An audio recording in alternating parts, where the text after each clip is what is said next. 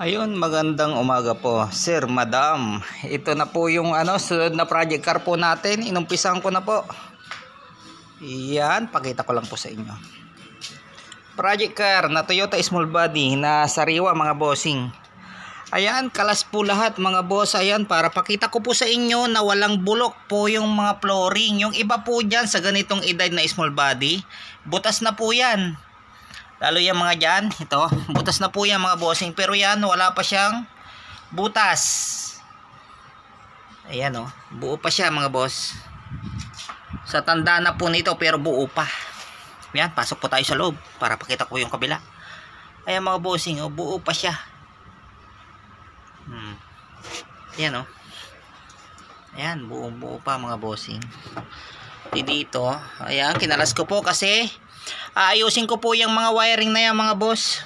Lahat po ng wiring niya ayusin po natin.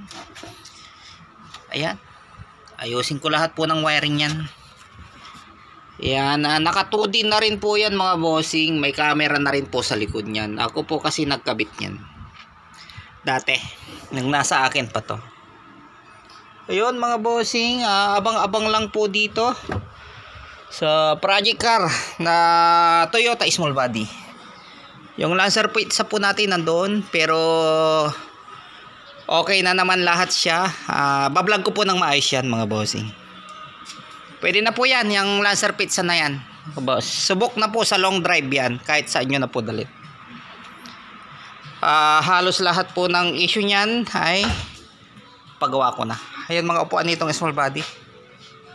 Yan mga bossing, pugi niya. Pagkatapos ayan po, yung pizza po natin okay na po yan. Pwede na po.